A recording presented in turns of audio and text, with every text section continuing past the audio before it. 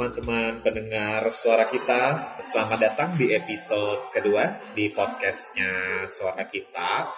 Kali ini bareng aku lagi, Krisna.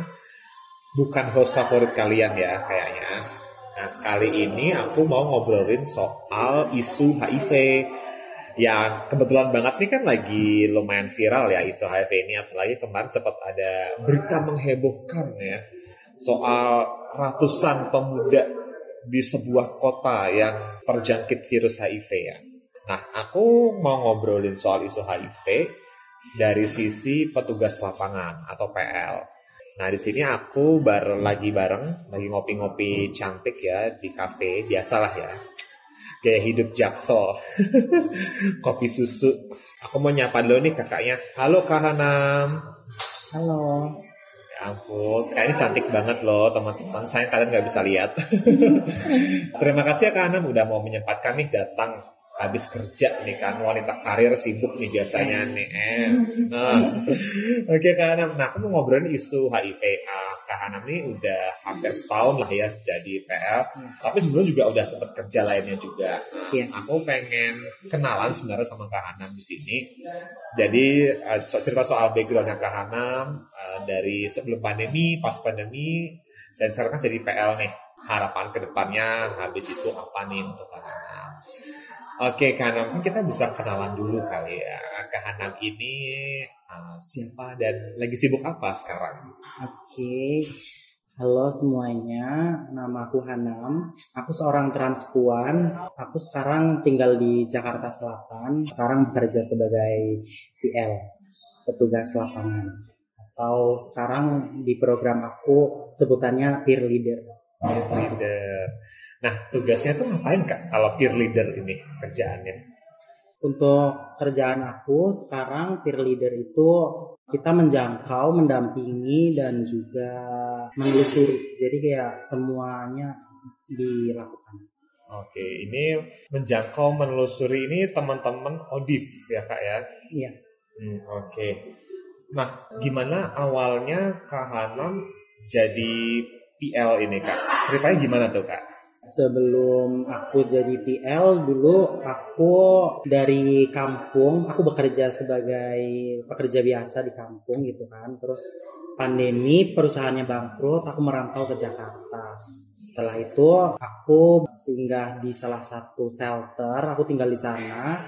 Terus belajar banyak hal di sana gitu kan. Terus pada akhirnya awal tahun ini aku bekerja sebagai PL. Berarti udah berapa lama nih Kak Hanam sebagai PL-nya? Ya hampir setahun kali ya? Hampir setahun. Dulu kenapa Kak Hanam mau jadi PL? Awalnya kenapa Kak? Awalnya karena aku kan dulu tinggal di shelter gitu kan. Shelter kan kayak tempat rumah aman gitu kan. Banyak mereka yang kayak diusir, mereka banyak yang kayak tidak diterima oleh keluarganya karena identitas mereka, karena mereka ODIF gitu kan. Mereka tuh kayak nggak diterima sama keluarganya karena kurangnya pengetahuan dari keluarganya gitu kan, dan orang sekitarnya gitu kan. Aku tuh kayak pengen jadi PL tuh karena kayak aku ingin belajar gitu kan, mendampingi mereka gitu kan. Aku juga pengen belajar HIV itu lebih dalam lagi dan kayak melihat secara langsung ODIF di luaran sana itu yang kayak mereka butuh pendampingan dan kayak keluarga mereka tidak menerima itu kayak gimana ya cara mengedukasi mereka dan juga orang sekitar mereka gitu, agar mereka juga yang ODIF tidak dijauhi oleh keluarganya dan orang sekitarnya. Berarti Kak Hanam nih sebenarnya udah lumayan tahu banyak lah ya soal isu HIV, tapi kan sebelumnya mungkin kurang informasi ya kayak. Nah itu setelah belajar soal isu HIV, apa yang Kak Hanam baru tahu nih soal HIV kayak mengejutkan gitu, kayak aku baru tahu ternyata HIV itu begini gitu. Itu apa Kak? Hal yang mengejutkan adalah ternyata HIV itu tidak gampang menular. Jadi kayak virus HIV itu bakalan menularnya itu hanya karena faktor-faktor tertentu. Jadi kayak HIV ini bukan kayak COVID yang kayak kita salaman terus kita tertular, kita duduk bareng, kita makan bareng itu tertular. Itu nggak seperti itu. Kayak HIV itu menular melalui darah, melalui cairan kelamin, air susu ibu dan pertukaran jarum suntik yang tidak steril. Kan kalau di masyarakat taunya karena kamu itu seks bebas gitu loh ya. Iya. Berarti sebenarnya kalau itu bukan faktor utama ya sebenarnya, dan ada keturunan juga kan, itu bisa dari ibu dari kan. ibu. Nah, Kak Hanam ini apakah yang dijangkau ini komunitas LGBT aja atau secara umum Kak jangkauannya? Fokus di program aku ini sebenarnya untuk pekerja seks perempuan, tetapi tidak memungkiri aku juga bertemu dengan teman-teman aku yang LGBT gitu. Jadi kayak kalau di program aku mendampingi para pekerja seks perempuan, kalau buat secara kemanusiaan aku sering mendampingi teman-teman LGBT. Aku pengen tahu spesifik ini sih Kak. Jadi kan sekarang nih isu kalau orang ada virus HIV tubuhnya itu, mereka kadang suka kayak denial ya, suka menyangkal gitu lah ya, dan dipenuhi berbagai stigma gitu. Gimana cara kakak mendekati mereka, kayak kan menjangkau, terus kayak ngajak berobat, terus ngasih counseling, itu susah nggak sih Kak mendekati teman-teman yang masih terstigma kayak gitu? Susah banget. Jadi kayak kita harus mencari strategi gimana nih mereka supaya terpapar informasi, dan juga kayak mereka mau mendengarkan nih kayak informasi tentang HIV gitu kan, dan dengan kita mengedukasi mereka gimana nih caranya mereka ada kesadaran diri untuk melakukan tes. Dan itu susah banget cara menumbuh kesadarannya. Susah banget sih. Biasanya karena apa mereka susahnya Kak? Apa karena takut atau gimana Kak? Buat beberapa orang yang kayak mereka tidak mau tes itu sebenarnya mereka bukan karena takut atau gimana, mereka sebenarnya sudah merasa beresiko, jadi kayak ketakutannya itu bukan yang kayak takut nggak mau tes gitu, takut positif. Mereka tuh kayak udah berpikiran kayaknya aku positif deh, jadi kayak aku nggak mau tes. Lebih banyaknya yang kayak gitu sekarang. Yang aku temuin tuh kayak gitu. Justru karena mereka udah ada gejala-gejala nih, mereka mikir oke, kayaknya kena nih gitu kan. Iya. Justru malah nggak mau tes. Nggak mau tes. Terus gimana Kak? Pendekatan apa lagi nih? Karena kan kita penjangkauan ini kan kita nggak belum tentu kita dekat sama orang ini. Nah, kalau caranya kita deketin orang ini, maksudnya kayak kita jadi teman mereka. Kalau mereka udah nyaman dan udah percaya sama kita, pasti mereka mau tes. Dan itu tantangan terberatnya PL ya, menjadi teman, tidak peer kan. Iya. Dan mau nggak mau kita juga yang kayak, karena aku terfokusnya buat pekerja seks perempuan, mereka kan kerjanya malam ya. Nah kadang aku jadi mau nggak mau aku harus keluar malam. Nah di suatu tempat yang kayak misalkan bar, karaoke gitu, karena aku pernah memasuki di situ, ternyata nggak memungkiri cuma PSP, banyak kok teman-teman LGBT juga di situ. Jadi kayak aku ngejangkau PSP dan juga ngejangkau LGBT. PSP ini apa Kak? Pekerja seks perempuan. Kalau ke teman-teman pekerja seks perempuan nih dan teman-teman komunitas, tantangannya beda nggak sih Kak pendekatannya? Beda. Kalau untuk teman-teman PSP itu masalah mereka kan ada di alat kelaminnya itu kan. Nah kita sekarang programnya itu sudah ada tes IVA dan pap smear gitu kan. Nah kalau pap smear kan berbayar, IVA sekarang udah ada yang gratis kan. Nah kita tawarkan itu, dan kayak pendekatannya kita menawarkan itu. Jadi IVA plus VCT. Kita menawarkan, kamu nggak tes IVA gitu, tapi plus VCT ya gitu kan. Nah gitu, jadi kayak mereka mau tes, pertama mereka taunya buat HIV-nya aja. Ketika mereka udah tes VCT juga, mereka jadi kayak tahu banyak pengetahuan tentang HIV itu apa, dan ternyata HIV itu tidak semenakutkan itu. Dulu sebelum Kak Hanam jadi PL, takut nggak sih kalau dengan kata HIV gitu? Jujur takut banget.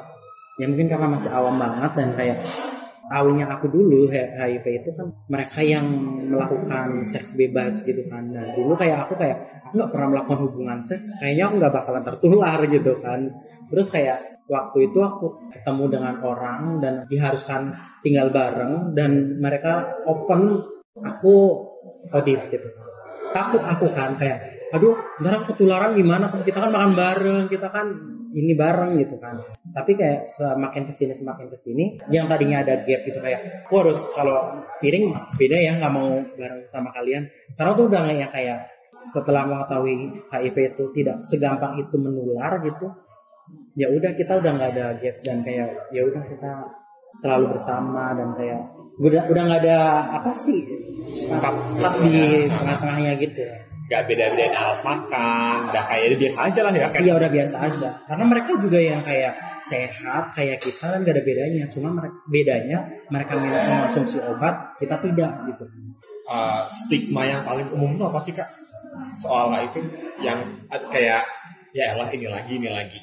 Kalau buat teman-teman PSP, mereka tuh yang kayak mereka sering kayak ketika mereka udah HIV, mereka kan yang kayak punya mami gitu kan.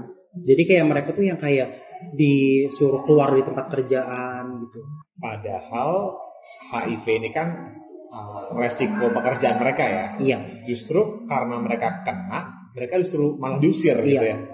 Nah, stigma ini kan kadang nggak dari kita yang bukan ODIF, tapi kan teman-teman ODIF itu juga punya stigma terhadap mereka sendiri ya, setahu aku ya.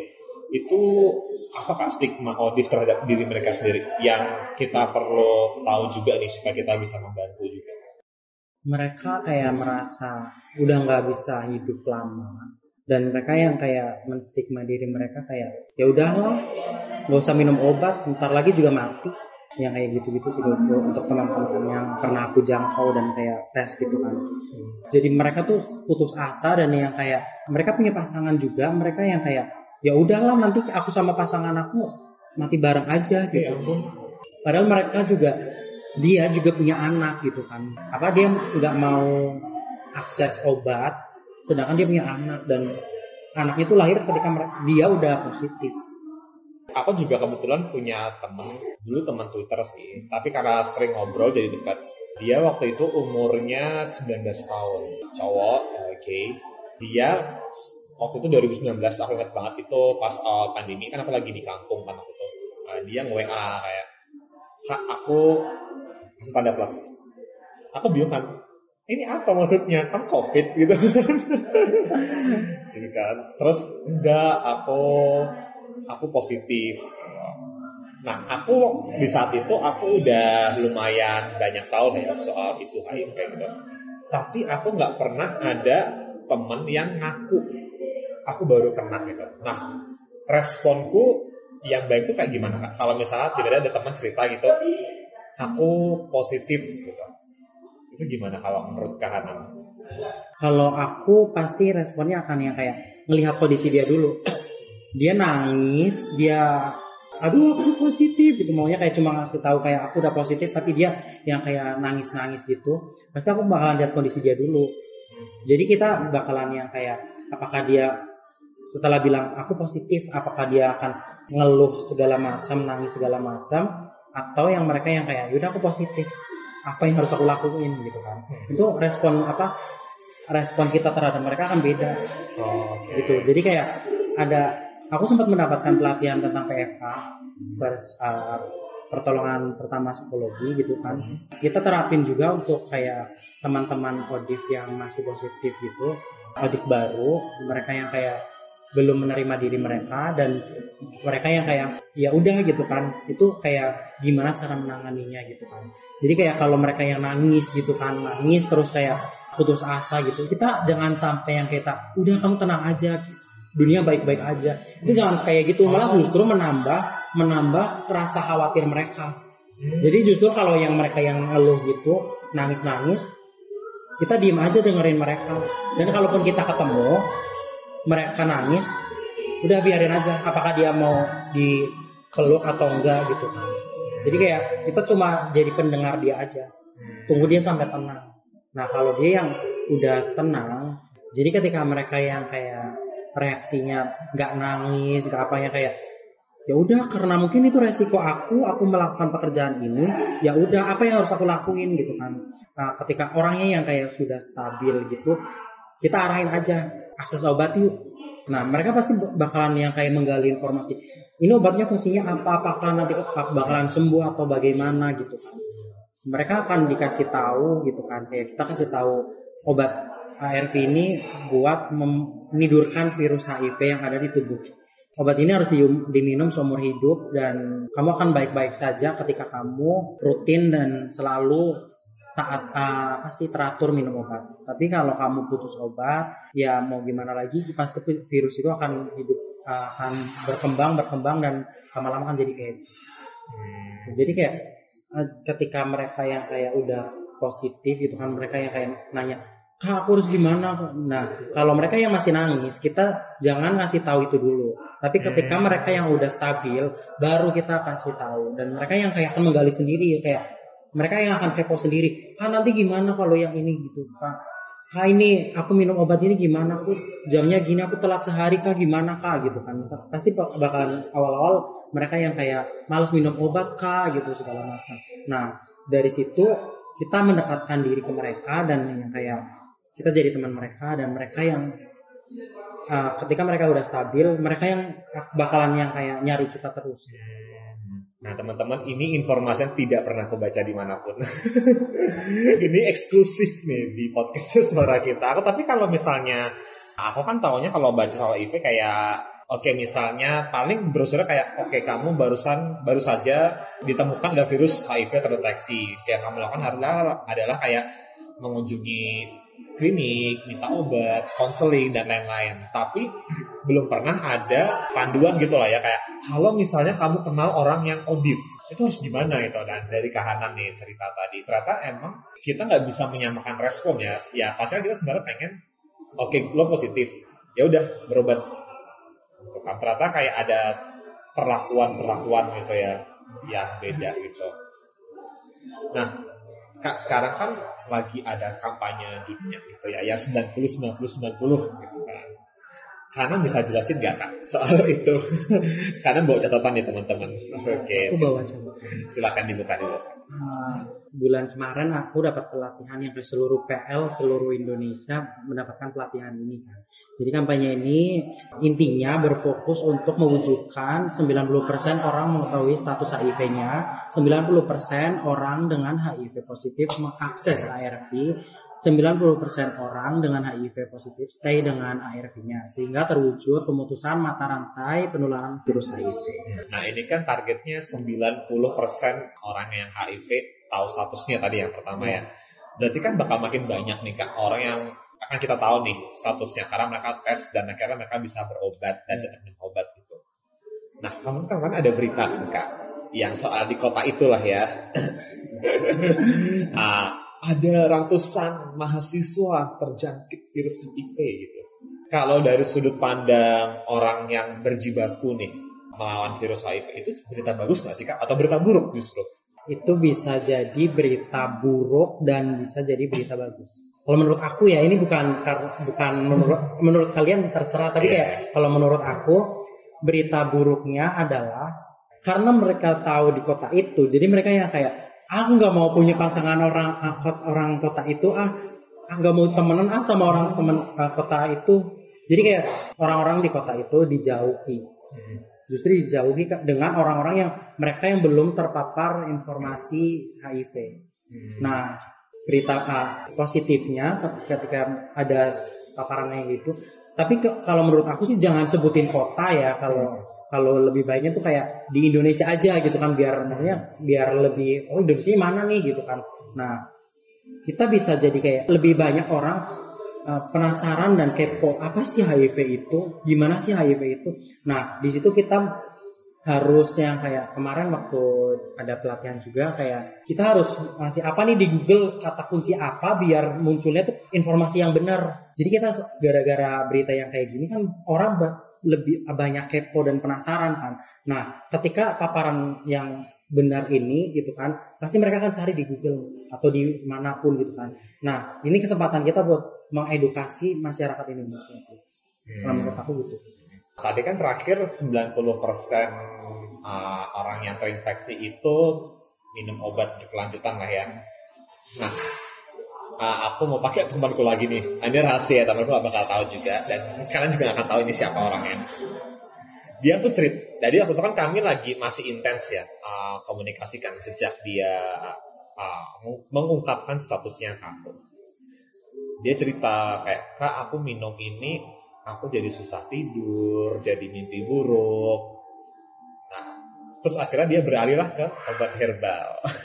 Nah ini gimana nih soal obat herbal nih Kak Anam? Buat sebenarnya HIV ini gak bisa disembuhkan dengan obat herbal ya. Jadi kayak emang ada faktor yang kayak nanti ada resiko yang kayak jadi pusing gitu kan, emang itu efek obatnya kan. Makanya disarankan ketika kita mau minum obat, kita harus menentukan jam yang dimana kita setelah minum obat itu langsung tidur, jadi kayak tidak melakukan aktivitas apapun.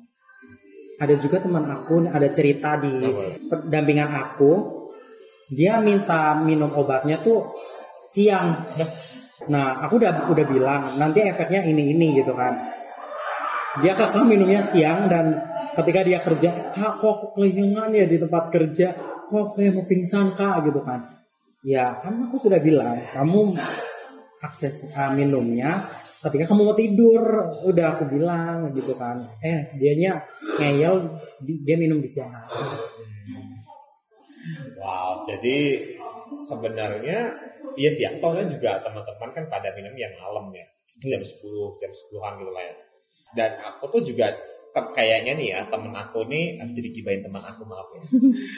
Jadi teman aku ini dia karena dia merasakan efek itu, dia jadi males kak minum obat, kayak aku nggak suka efeknya begini. Jadi aku minum obat herbal aja. Terus aku tanyakan, kamu nemu di mana ada kayak gitu? Oh iya, ini ada forum di Facebook.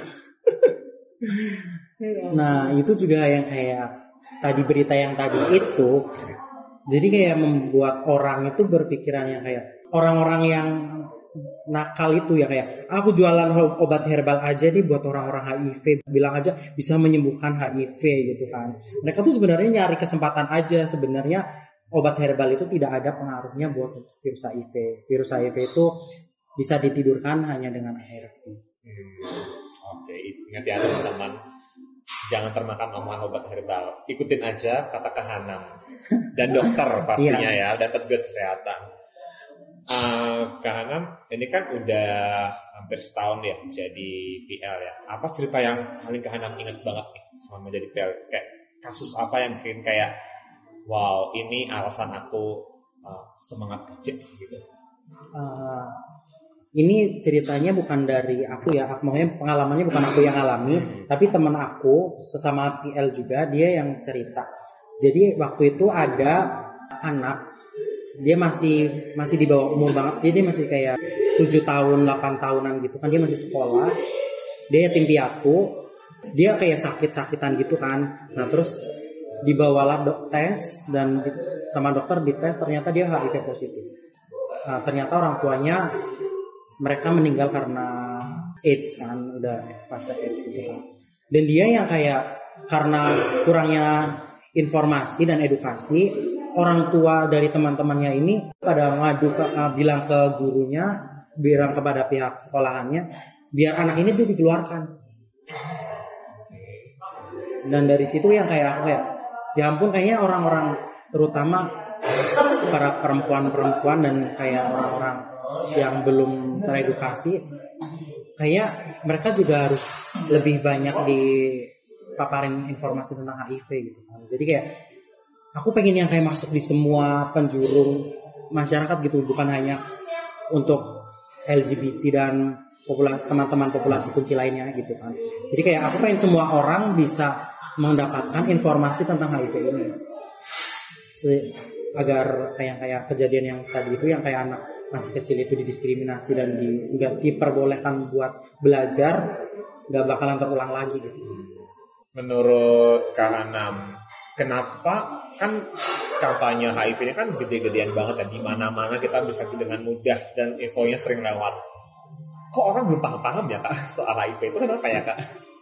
Dan sih kayak enggan untuk kayak menerima HIV ini bukan azab, bukan dosa, tapi ya akibat dari berhubungan seks yang beresiko gitu. Kenapa sih orang-orang kayak masih belum mau menerima dan belajar soal itu menurut Kak Hanam? Mungkin karena mereka belum mengalaminya. Ya ampun. Ya, tapi jadi kalau edukasi itu susah banget ya Kak ya? Susah banget. Itu kayak gitu. Misalnya apa nih? Misalnya kayak resisten, kayak menolak menerima itu karena alasan apa biasanya? Kayak, oh enggak, HIV itu aku percaya karena ini gitu. Bukan yang kayak kau bilang gitu. Itu biasanya apa alasan-alasan mereka?